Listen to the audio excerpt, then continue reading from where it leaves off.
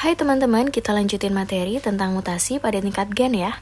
Nah, yang pertama yang perlu teman-teman ketahui bahwa mutasi gen adalah peristiwa perubahan yang terjadi pada basa nitrogen dalam molekul DNA pada suatu organisme.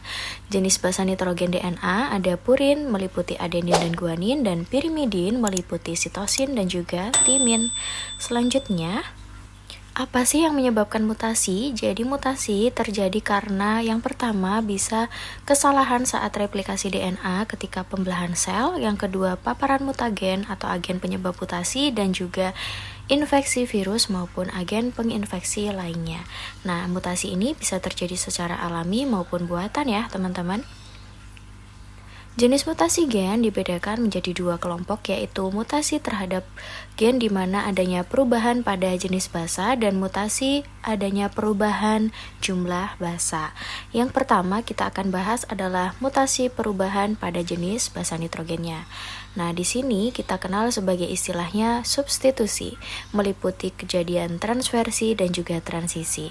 Transversi merupakan pergantian antar basa nitrogen yang berbeda jenis, bisa purin digantikan dengan pirimidin ataupun sebaliknya. Sedangkan transisi yaitu pergantian antar basa nitrogen yang sejenis atau di sini sesama purin atau sesama pirimidin. Jadi sitosin bisa diganti dengan timin. Nah, kita masuk latihan soalnya ya. Perhatikan susunan basa nitrogen DNA sebelum dan sesudah replikasi berikut. Di sini ada perubahan basa nitrogen pada urutan kedua dan keempat menunjukkan peristiwa mutasi titik-titik. Nah, teman-teman, kita analisis ya.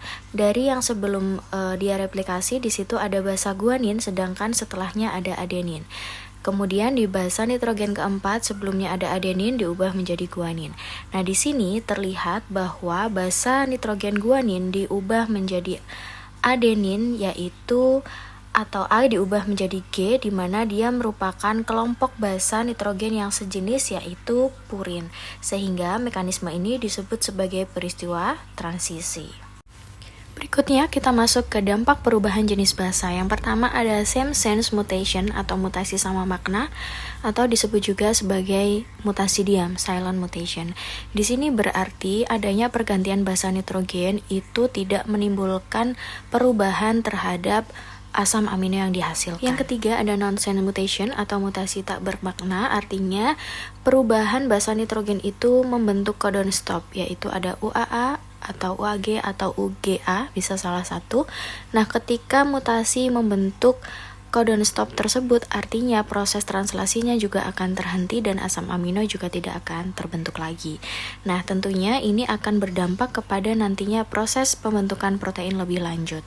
Kemudian kita masuk ke mutasi terhadap perubahan jumlah basa nitrogen yang kita sebut sebagai frame shift. Nah, di sini ada dua, ada adisi atau insersi dan juga ada delesi.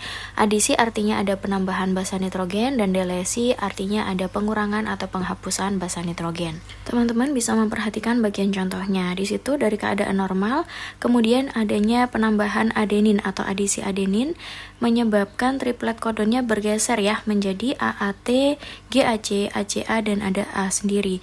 Sedangkan untuk delesi di situ hilangnya basa nitrogen yang sitosin atau C menyebabkan rangka baca atau frame shift-nya juga bergeser ya. Di situ menjadi AAT, GAC, AAA. Nah, ini tentu akan berdampak juga terhadap jenis asam amino yang terbentuk. Yang perlu teman-teman garis bawahi di sini adalah bahwa mekanisme adisi dan juga delesi ini tidak selalu terjadi untuk satu penyisipan ataupun satu pengurangan ya, teman-teman, bisa dalam jumlah yang banyak juga. Jadi ada penyisipan adenin dalam jumlah yang besar ataupun hilangnya basa nitrogen dalam jumlah yang banyak, misalnya triplet atau 3-3 kayak gitu.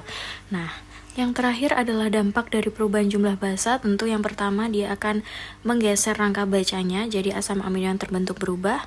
Kemudian kalau triplet mutation atau perubahannya langsung 3-3 gitu, nah berarti nanti akan mengubah jumlah asam amino yang terbentuk, bisa lebih panjang ataupun lebih pendek.